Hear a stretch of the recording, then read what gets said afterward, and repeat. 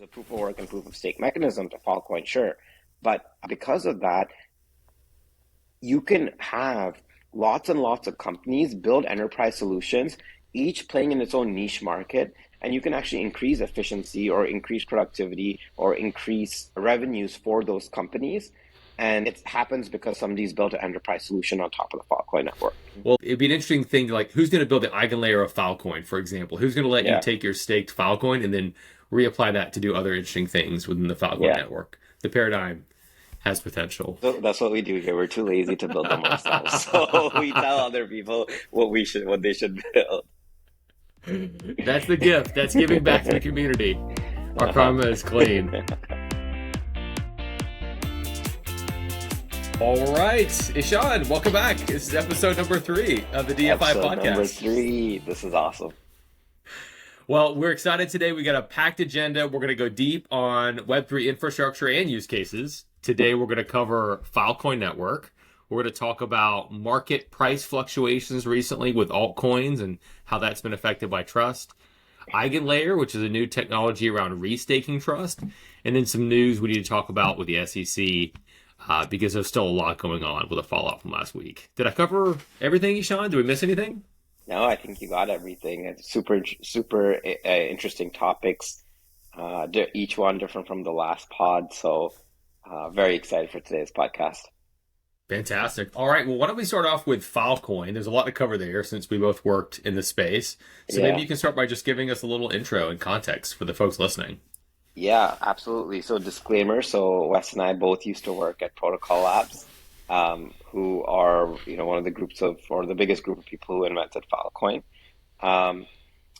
So yeah, a little bit about Filecoin, right? Like I always get this thing of like, what actually is Filecoin? Is a Dropbox but decentralized, and it's really not. I think of it as more like Google Cloud Storage, but decentralized, right? I think Filecoin tagline is the world's decentralized storage market, and how that works is you have people running. You have this group of people called storage providers who are the miners on the Filecoin network. And what they do is they store data offline for anyone who wants to store data on IPFS. And you cryptographically prove that that data is being stored, has not been tampered with, and storage providers get block rewards for whatever the length of the deal that they agreed to store it for the client being the person who wants to store the data. So that's like in a nutshell how Filecoin is and how it works. Wes, is there anything you want to add on top of that? Yeah, I know it's interesting because the history there is really fascinating. The way I heard the history of the story was that it was 2014, 2015-ish. Juan Benet, the founder of Interplanetary File System, or IPFS, was making his pitch to investors. He came out with sort of the framing of how he wanted to build it as a decentralized storage protocol. And at the end, he said, oh, by the way, we're going to need a token to manage persistence of this. The token will be called Filecoin token.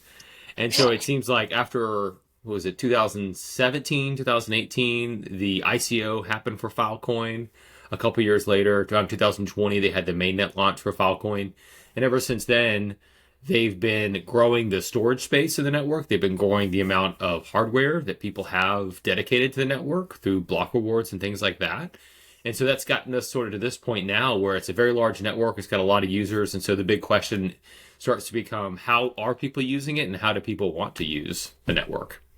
Yeah, exactly. You know, what's really cool is that I think it's the largest storage network in the entire world.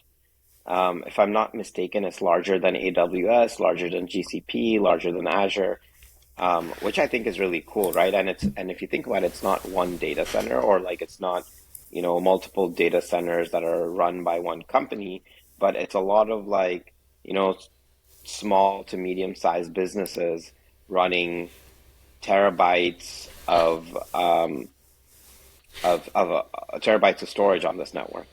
It's actually more of a marketplace than it is, a data center solution or anything like that. Yeah, there's a whole business of folks that are running their micro data centers and they're optimizing, how to run these costs. It's almost like instead of using a major hyperscale cloud provider, you've got these medium scale providers that are all participating. And honestly, it's the first of its kind. I mean, there's plenty of criticisms that could be, voiced around the network, but there's never been anything of that size that's that decentralized and that is that coordinated by a protocol, by a network Hmm. effectively. So there's a lot of opportunity for it to evolve in the future. There's a lot of, probably be other protocols in the future, but they've got a good footprint and they're generating income for the users. One question that comes up to mind that gets discussed a lot is what are the ideal use cases for the Filecoin network? I know there's a lot of outreach to academic community and sort of like nonprofits. One of the taglines on the website is managing humanity's most important data, which could mean a number of different things. Let me just share my window here with you real quick for folks to have a reference to the website. Do you have an opinion, Ishan, about what you think the killer use cases for decentralized storage should be? Yeah, great question. I'm not actually sure because I think there could be so many things. I don't know if the killer use case has been has been invented. I mean, the first and most obvious thing is the public data, the data that everyone needs to have, like open source satellite, right, Landsat, um, data sets that maybe are important, but not, they're not easy to monetize for companies. So you want to be able to store that data, right? And then stuff like this, right? Like, yeah, OpenStreetMap, right? I think we talked about open source satellite. If you scroll down just a little bit, you can see Mm-hmm. OpenStreetMap. I think someone storing Wikipedia on it. I've seen like a bunch of people store Landsat, which is the U.S. GS and NASA's satellite imagery that flies, that satellites that fly above the Earth and take pictures of the Earth. So I think right now it's been a lot of cold storage applications that are really useful.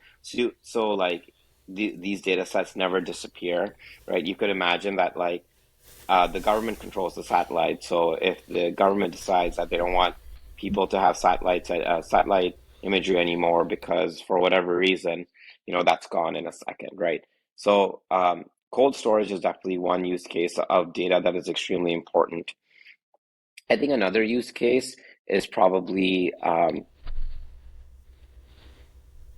open, like I don't like calling it open data, but data that doesn't need like just general business data that doesn't necessarily need to be encrypted, right? Mm-hmm. So I think that's a pretty good use case. And a third one is actually um, government use cases that I think has not picked up and will pick up.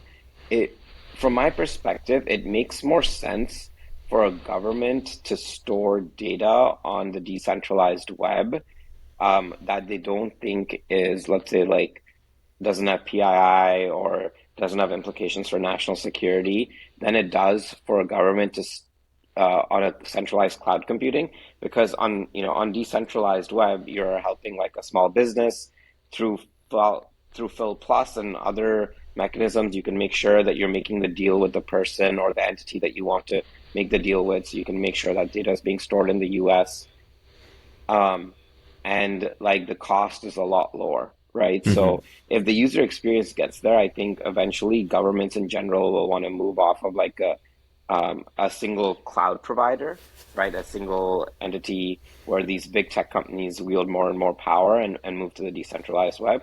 And I'm waiting, I think, maybe a decade before like this younger generation of people who are building Web3 native companies end up, in government positions, right? As you know, at least in the US, a lot of the average age of the someone in the House is like in the 50s, and in the Senate is in the early 60s, and so they don't really care or don't really know about like, Web3 solutions or thinking about how to build a more technologically resilient government system. Mm-hmm. Mm-hmm. Yeah, What about you? it's an interesting thing to call out about Filecoin, which is unique, is that by default, when you store data on Filecoin, it is not encrypted. It is open. People Hmm. could get access to it. There's a process of retrieving the data out of the Filecoin network. There are certainly providers that do encrypt the data before they store it on Filecoin, and there are some people that go about that approach. So it's interesting to think about, which data sets are okay to be made public, and the data sets that are okay to be made public, how much value is there from those data sets? Because in some ways, if people say, data is the new oil, data is Hmm. valuable for machine learning, data is valuable for analytics, how many people in the past that had oil reserves wanted to give away the oil for free to other people come and access and drill their oil? Typically, it was very closely guarded. And a lot of days, if you have a proprietary data set, if you know something about logistics, or if you know something about the weather or other things like that, a lot of times it's guarded or it's behind a paywall because it has value and people want to protect that value. So it's an interesting thing to like either right now find data sets that are fully open and also have value, or move ahead and start building encryption into the platform so that people can still store their data on the platform and get the benefits that they expect today around, maintaining ownership. Yeah, I think one headwind that is going against Filecoin is the fact that even if you encrypt the data, if you have, I assume, what is the CID or like the ID of the data set, you could technically still find it, right? So like you could always assume there are going to be a bunch of people being like, well, they're like on Google Cloud, I can choose whether I want to encrypt the data or not. And I can also set access permissions, right? Like the data is not just available on any like Lotus or Filecoin node to find, right? Mm-hmm. Mm-hmm. Or IPFS node to find. So how do I like, you know, why should I trust like decentralized web over Google Cloud where I can both control access and control encryption, right? Right. So I think this is going to be an interesting thing of like how does that work? And I think there are going to be a lot of use cases where people are not comfortable and will not be comfortable moving data to the decentralized web. However, I do think you know, now that you can store encrypted data on, or you could encrypt the data yourself and store it on decentralized web, or also um, with companies building out these encryption methods for storing, data on Filecoin and IPFS, I think there will be much more business use cases moving to Filecoin and IPFS because without that, people are going to be scared. Of course, there are always going to be a group of people who want to control everything, and that those type of use cases I don't think are going to move to the decentralized web like anytime soon. Um, Yes. Yes. No, you're right. I mean, that is the goal, is to attract more. I mean, recently this announced, it was the Decentralized Storage Alliance. I'll just put that up there real quick. To basically come together and start providing more of these capabilities. We've got AMD, Seagate, Ernst& Young, mhm. a number of other companies trying to make it more enterprise ready, which I think is the right move in that direction. All these participants will have opinions about what it means to be enterprise ready. It's ironic because the parent project, IPFS, had gained tremendous product market fit. If you go to the use cases for IPFS here in the, IPFS.tech, the use cases for IPFS were tremendously successful in Web3 Mhm. broadly. DeFi, NFTs, they all use NFT, various types of storage and pinning for their core use cases because it is public, because it's not encrypted. It's easily available for anyone to go and check out the user interface on IPFS. And that is its security, that is its value for Web3. However, in the enterprise world, it's the opposite. You want encryption, you want security, you want sort of a very different approach. So IPFS, extremely successful in Web3. Filecoin, will it gain that success in Web3, or will it need to serve enterprise?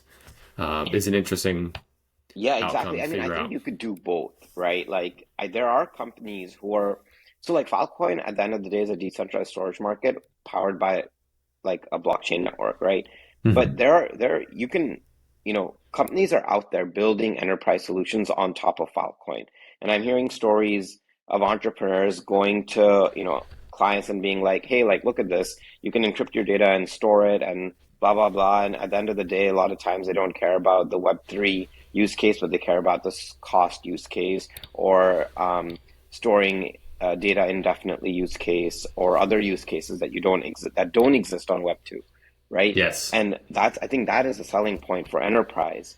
This There's is a one good of these example of what you're describing. This is a company that's a spin out, built on Filecoin, and its S3 compatibility, specifically going after enterprise, lower cost, decentralized architecture. This is what they care about, right? They care about privacy, they care about availability, they care about latency, and they care about the user experience, right? So, Hmm. like, how easy is it to interact with this? They don't want to deal with the Filecoin network, right? But Yeah. that's the amazing thing about the Filecoin network is that, so if you think about, here's the other thing. The Filecoin network is also the largest compute network in the world. It's just not the largest storage network, it's the largest compute network because you see so many people bring their, like there are over 4,000 storage providers, right? Each storage provider has anywhere between like, you know, one and hundreds of machines, right? Hmm. Because they're actually storing real data. So you need a lot of compute. You can't just be like, oh, I'm going to like put a bunch of miners together and like mine a proof of work coin, right? I mean, Hmm. there's a proof of work and proof of stake mechanism to Filecoin, sure, but because of that, you can have lots and lots of companies build enterprise solutions, each playing in its own niche market, as opposed to being like, you know, have like four or five or 10 that have their own data centers like GCP, AWS, etc. But that serve their own niche market, that serve the businesses that matter, that the things that the businesses care about, and you can actually increase efficiency or increase productivity or increase revenues for those companies. And like it happens because somebody's built an enterprise solution on top of the Filecoin network. I like it. No, that's exactly the vision. The other interesting thing to that vision, let's say they're able to provide better services or as good or less expensive services versus a traditional cloud.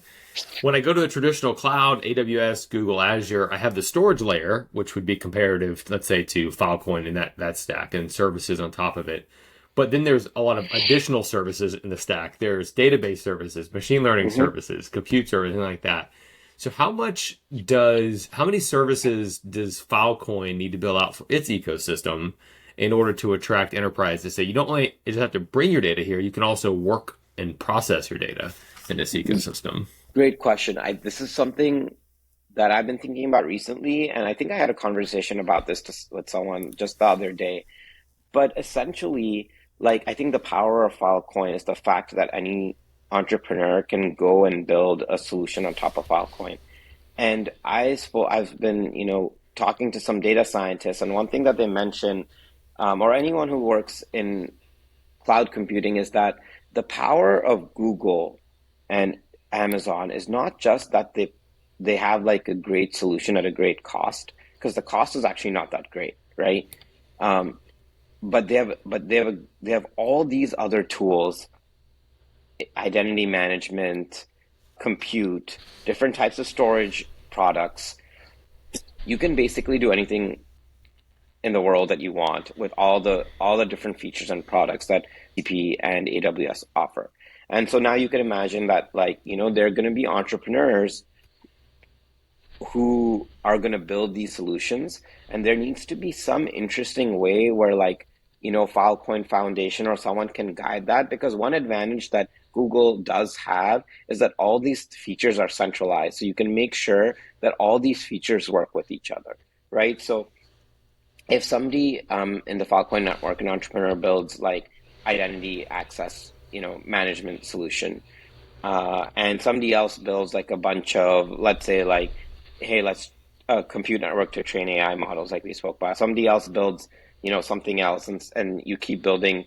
Somebody else builds security, and somebody builds encrypted storage, and all these things. There needs to be a way for those applications to talk to each other, but I maybe Filecoin can guide that. But I think the cool thing about Web3 is if everything is composable, with a little Yeah. bit of extra work, a developer should be able to put those things together and make a solution. Or you end up being like, there's a company that goes out and says like, hey, what I'm going to do is I'm going to build like the UI that GCP already provides and the services, but I'm not going to build the services myself. I'm going to go and like take the services from one company and take the services from another company, use their, protocols, combine them, and all of a sudden you have a company that is using all the infrastructure and services that entrepreneurs have built on top of Filecoin, but they're like the gateway into the service as a decentralized cloud.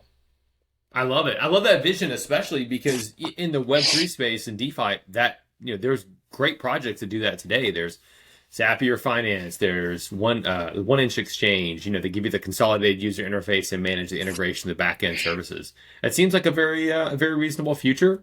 Um, we just need people to build it. It's like that. I don't know if you ever heard of that old parable, like the cathedral and the bazaar, where they were initially it was used in reference to Microsoft, which is like Microsoft is like a cathedral. It's like very intentionally built. It's this complicated Windows operating system. Hmm. Linux was a bazaar. It was people submitting code here and there when they want.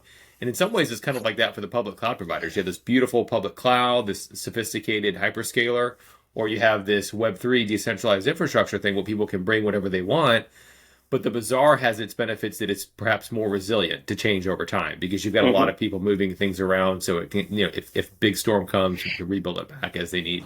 Yeah, I mean, Filecoin is a new blockchain, right? It was released in 2020. So I think it'll just take some time, but I really do hope that entrepreneurs go out and build these services on top of Filecoin, find these niche use cases, make their protocols composable so that somebody else can go and use those services to build other businesses, right? And I think that is one of the powers of Web3.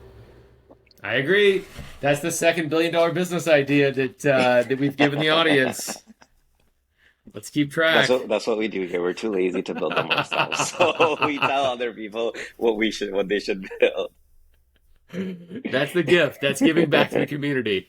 Our karma is clean. A comment you may have raised in a last session is this question of what is the value of decentralization? What is the value of Web3? Meaning, some people might have the opinion, oh, I could just do this in a Web2. Why do I need a blockchain to do this certain use case? So what's interesting is when the SEC filed their motion against Binance and Coinbase, they named a specific subset of projects that they consider securities. And if you look at the list of projects here, it's Solana, it's Cardano, it's Polygon, and a handful of other that they thought were securities. Interestingly, projects that were not included that were Ethereum and Bitcoin. Ethereum and Bitcoin are arguably the most decentralized protocols in the space, in the sense there's a lot of dimensions to measure it. Maybe they have a most diverse set of developers. Their hardware is the most geographically dispersed. Lots of different clients. Whatever kind of criteria you want to manage. So what's interesting is now that these two protocols, I mean, all the Web3 protocols are essentially blockchain technologies. They all share that. But Hmm. what's interesting is the degree of decentralization of Ethereum and Bitcoin. Do you think that had anything to do with the reason why they were not named as securities, or do you think that there's maybe another dimension behind Yeah, I that? think there's another dimension. So I mean, I think decentralization is part of it. One is that so Ethereum sold tokens to raise money to fund development. Filecoin, Cardano, Polygon, all of these companies or all of these, foundations or companies, whatever that's on the list, right? Solana, Cardano, all of them, almost all of them, including Filecoin, sold tokens to raise money for development. Now, I think this is where it's hard for someone to go in and say, hey, if you're a company, a Web2 company, and you sell shares in your company to raise money, there's an expectation that somebody is going to profit from selling those shares. Hmm. If you go out and sell tokens to raise money, people aren't like buying those tokens, like they're expecting to make money. Now, I'm Hmm. sure there's a legal argument of like, maybe they're expecting to use the network and, those tokens are a way to use the network in the future or whatever, but like it doesn't fly in front of common sense, right? Like Andreessen Horowitz is not buying, I don't know, some protocol token so that they can use the protocol. They're venture capitalists, right? Yeah, Um, that's true. so I think what happened here is that Ethereum did this. When did Ethereum do this? 2013, 2014, something It like was that. 2014, maybe 2015, something like So that. yeah, so something like that. Basically, what it looks like is that Ethereum did this so early and they decentralized, they had time to decentralize that the SEC was like, there isn't really anyone to go after, and it's been a long time since Ethereum did this, and they're sufficiently decentralized. Bitcoin never did that. Bitcoin has just been, a mining token, right? And so there's no, that's why I think the SEC has said it's not a security, because there was no one ever, getting tokens to raise money. And there was no, whatever, there's the Howey test, right? But there's no thing of like, oh, like I got these tokens, for to make money. So Hmm. I think, and it's extremely decentralized. I think what you're seeing happening with the tokens that were mentioned is that these are newish crypto projects post 2017, right? That might or might not have filed with the SEC. Like Solana filed with the SEC, right? And you see, even though they named Solana as an unregistered security, um, on Coinbase, they're not going after this. They're not going after. They're not putting a lawsuit against Solana Foundation or Solana itself, like any of the co-founders or anything, because they did all the paperwork with the SEC. They registered. They followed the rules, and I think the SEC is trying to make sure that people who follow the rules they're not putting lawsuits directly against them. Um, and I don't know if the other 12 that the SEC mentioned did or did not, you know, register with the SEC as their token as a security. But the common thing that seems to be with all of them is that they're all newish crypto projects starting in 2018 or 2019 that gave away tokens to raise money. And that's why the SEC is calling these tokens out or layer one blockchains out as a security. Yeah. Um, so that Yeah. seems to be the most logical thing. I do think there's some other, you know, bad stuff happening. Like, the SEC was super pro crypto, and they were publicly tight with FTX, right? And now, with the FTX scandal, a lot of people losing their money, um, like they've become anti-crypto. Uh, there's also, I think, there's some talk in the Web3 space of crypto being used as a currency, right? But if you look at it, that could take over the dollar or fiat currency. But if you look at the usage and the reality of the situation, I don't think either of those things are going to happen, or nor are they true. So yeah, so I think my view on this is like, when did these networks start? How did they use their tokens to fundraise? How decentralized are they today? Um, and the SEC, changing their pro crypto to anti crypto stance. Yeah, that's a good point. I mean, it's so difficult with the regulations not being written yet and the regulatory environment changing quickly. It's hard to predict. But it's an interesting question. If some of those protocols had been built without a LLC or a company behind them, would they have, like, if it were Bitcoin, it was just a community project, would they have somehow escaped Hmm. registration as security? Maybe it's something to think about for future projects. Yeah, I mean, I totally agree. There's also this thing. There's this interesting thing of like, when is it a security and when is it a commodity, Right. right? So like, I think there is actually a room for legislation where, let's say you start a crypto project, and decide to use tokens as a funding mechanism.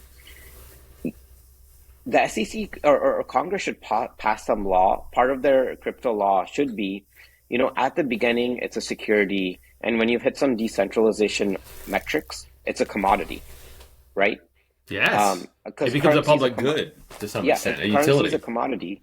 So if you think about it, like I think that makes a lot of sense to me, because at the beginning it's clearly being used to raise funds and people are trying to make a profit, but over time you're running a decentralized network.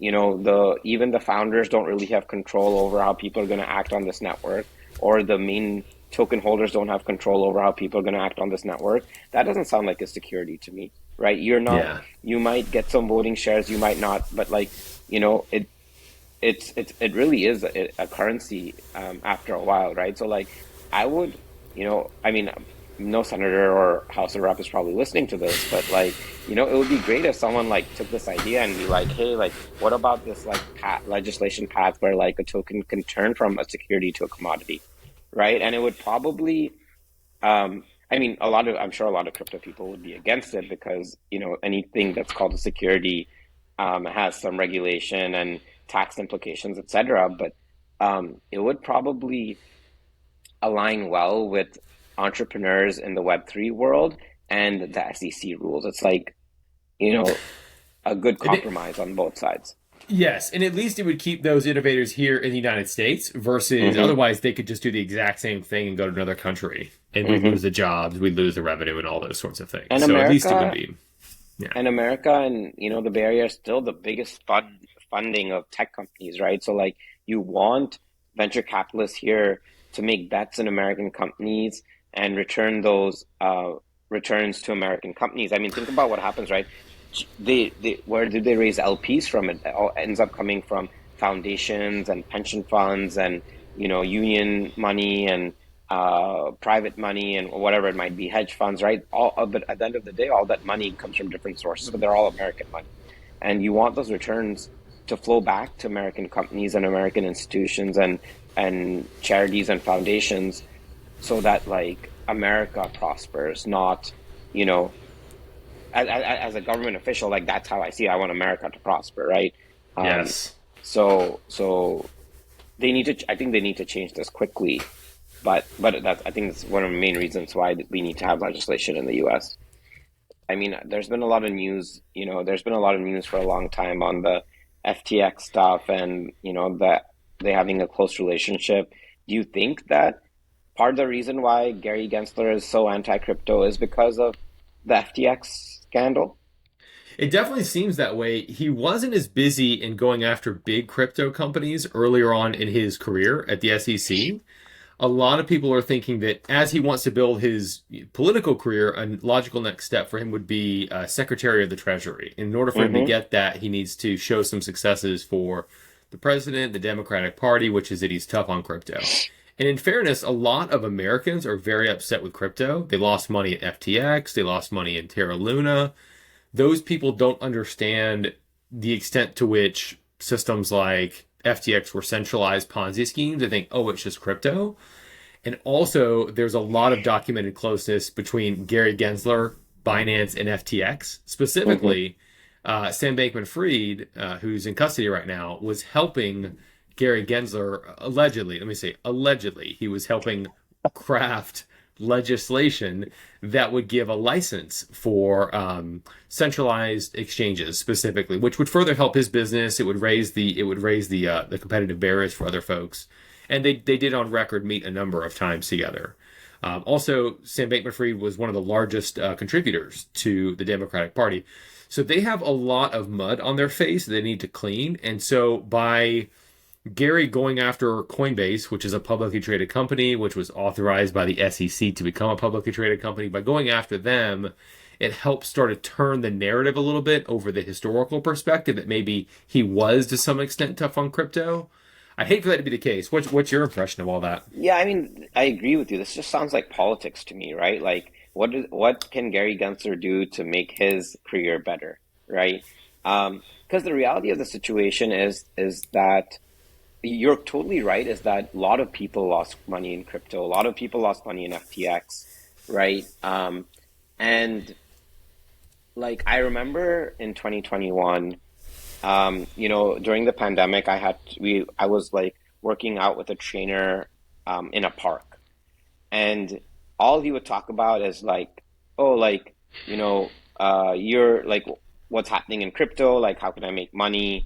Um, Talking about his friends making bets on crypto, doing ridiculous things, which, I would never do.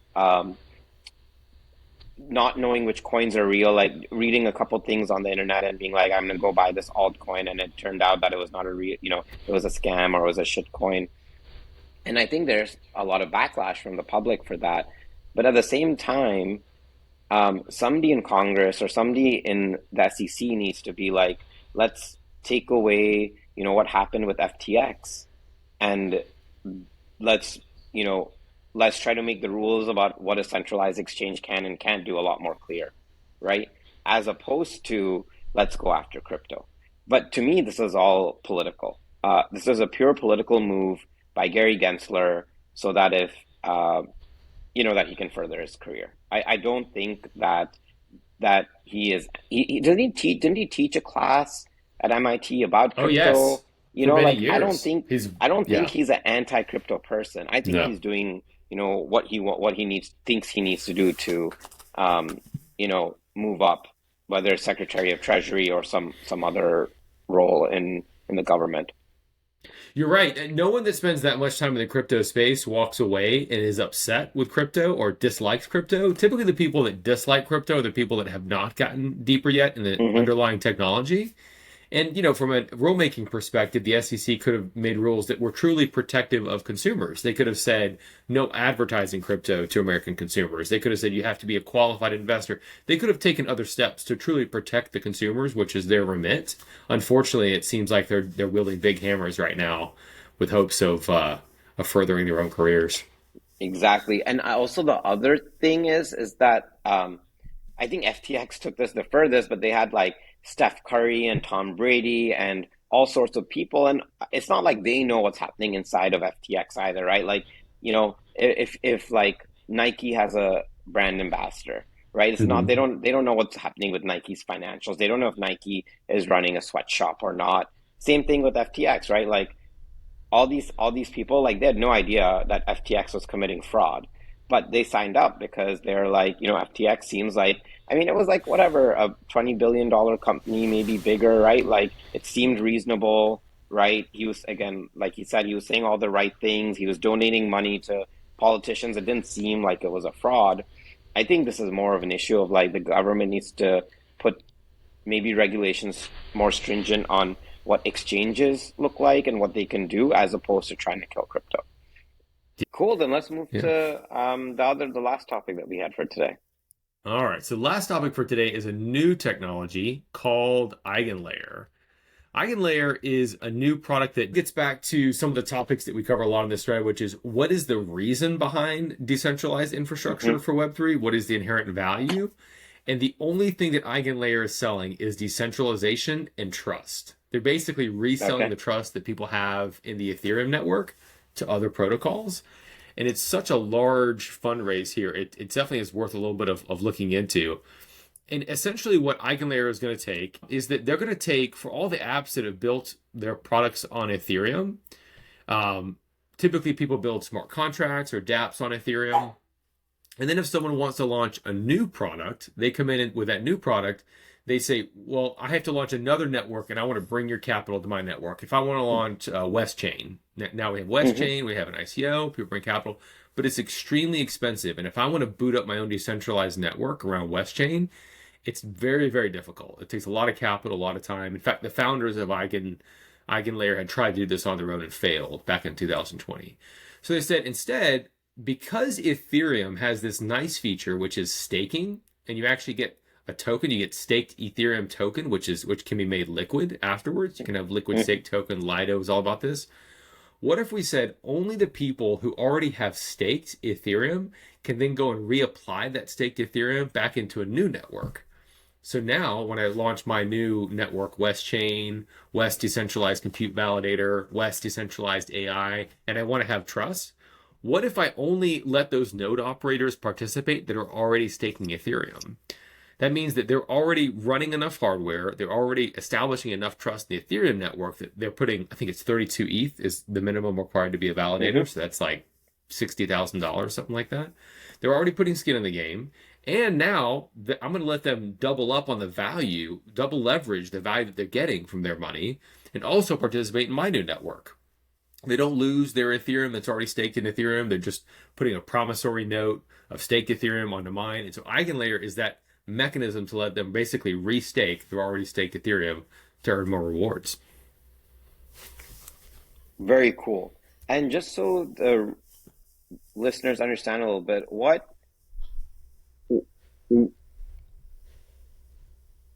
why does restaking Ethereum, right, create like a more trusted environment in a trustless setting? Yes, yes. So the reason it creates more trust is in some sense, what you really want is you really want to be able to, when they say trustlessness, they say you want to be able to verify. You want to Hmm. be able to verify all the transactions that are happening in a given blockchain. And some of the new networks that have popped up, like let's say Solana or others, they have a limited set of people who can actually run the nodes in network. Maybe it's a company, or maybe it's a company and a few of their trusted partners, and they say this 20 group of people can run nodes in a network. But the problem is, what happens if those people that are running the actual nodes in the network work together against you as a user? Mm-hmm. What if they collude? What if they say, okay, now all of our transactions are going to go through, but we're going to exclude all your transactions, and we're just going to make a change to it?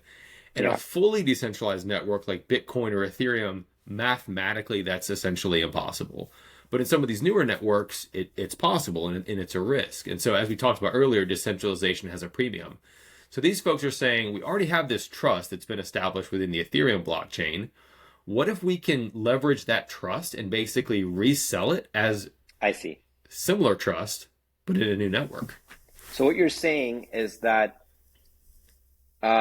those nodes on a new network are not incentivized to work against the user because they're staking their staked ETH. Correct. They're And if you restaking lose their the stake staked ETH, you will lose your ETH. You won't be able. Yes. If you lose your staked ETH, you won't be able to transfer and get your original Ethereum back.